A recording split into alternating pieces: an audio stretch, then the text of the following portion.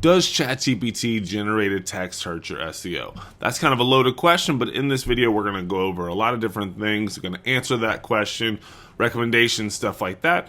My name is Andy. I've been doing this for over 2 decades. We're with Oscar Can Do It. If you like this type of content, be sure to like and subscribe down below. Help boost our algorithm to get this out to other people.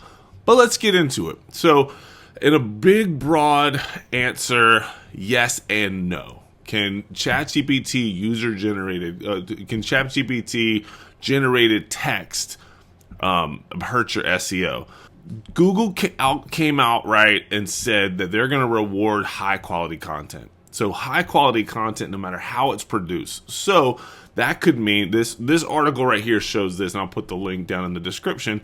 But this article goes through, and so essentially the takeaway from this is if you write crappy content yourself, or if you have ChatGPT generate crappy content yourself, either way, it could hurt you. So whether it's ChatGPT related, you're not a good copywriter, whatever that might be, it could hurt you. But if you have great prompts and stuff like that, that can also boost your SEO.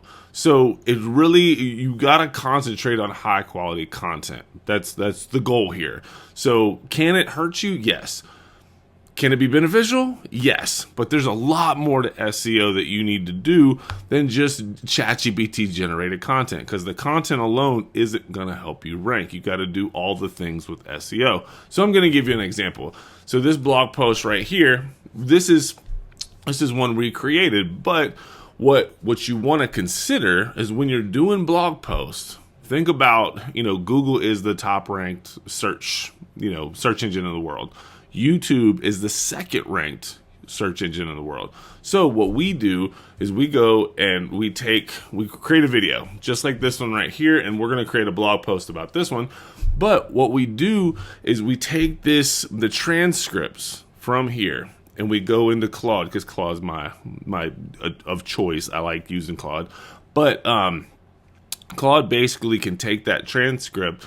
We can prompt it, and I'm not going to go into prompting and stuff like that.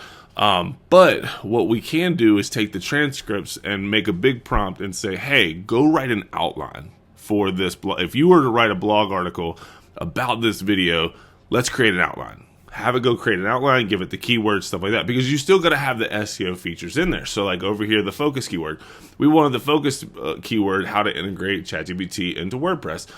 That's just this right here. So you want to be able to keep those in mind, so you can have Claude now go write the outline. So all these blue titles, these are all outlines and stuff like that.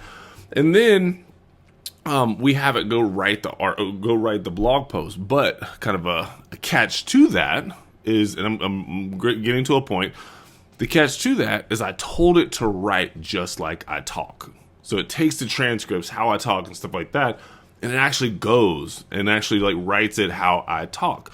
So I'll give you an example. I took this article, I put it into Grammarly. So Grammarly is great at picking out content and stuff like that. And so right here, it gives you writing suggestions, stuff like that, but it also has this check for AI, text, and plagiarism. I got an 82 overall score, which I'm a B student, so I'm okay with that. It is what it is. But if we scroll down here to the bottom, it says 1% of text matches external sources. So, that's the plagiarism side, because you do want to check that when you're having AI content. But let's go to that. Let's go to where this is. Okay, so this content. Oh, no, let me go back to it. Let it generate. I guess it got tired of me talking. But what you can do is go and check and make sure that, like obviously if you're saying it and it writes like you, it's going to be a high probability that you're not going to have plagiarism. But you still want to check that, because you want to make sure, again, nobody wants to get sued, nobody wants to do anything. But that comes to my next point of you have to read what is the final product. So put your own take on it. Make sure that it is written how you want to have it written. But if we look right here, so here's number one, here's the second one. Let me go in here. So, okay, so content ready to copy and paste. And so like these are all small things that really in the grand scheme of things, like that's not plagiarism. It's just, it's a common phrase that's used against something else. So I'm not too worried about that. It's not whole paragraphs of stuff like that. But if we look down here at the bottom, It says 1% of your text matches external sources, and we didn't detect common AI text patterns. So those are all great things. I pay for Grammarly, so it is something extra that we do. But, if we go back into this article, I'm going to open it in a new page. It's going to open up in here.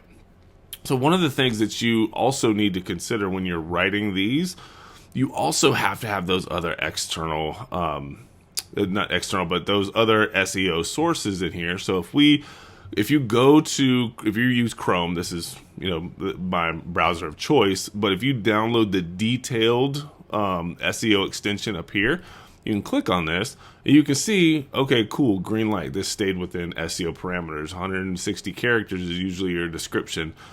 Indexable. Is it going to be found by Google?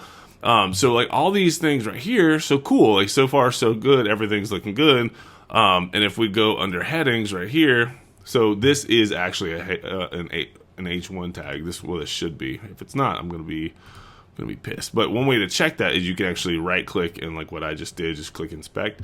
But that is actually an H2. So I actually need to change this to be an H1 because I did this is why this is not doing much of anything right now, but it's also been just a couple days old.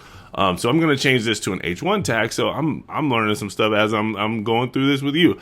So heading tags right here. So this is going to change to an H1, but you can see all these other H2s, H3s, they all have to deal with the subject. So they have ChatGPT and for WordPress and stuff like that. So there's a lot of H1, H2 tags. So some of these other H2 tags, could I change those up to be a little bit more?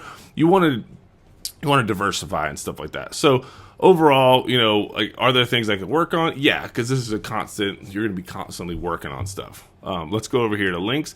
So links, you want to have internal and external links as well in your blog post. So like again, ChatGPT written content. You can do. I have actually an automation for this in our group, but you can actually go have Perplexity AI go do the research for your external links, so that way you don't have to go and look for them, stuff like that. But we have a bunch of links on this page, so it's all good.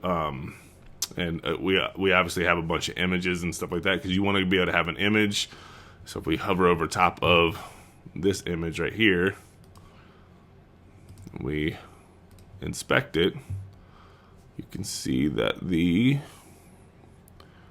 alt text is integrate ChatGPT with WordPress. That's that title, and that's that alt text. And then I think I had another. Maybe I didn't have another image, but so this is, we have an image on here. That's a really big thing. But as you can see, there's a bunch of different like aspects of SEO in here. And just so you know, from a couple of days perspective, let me refresh this just so we have a fresh perspective. And you can see that there's already been a little bit of traction in about. So this was. Let's do last 7 days.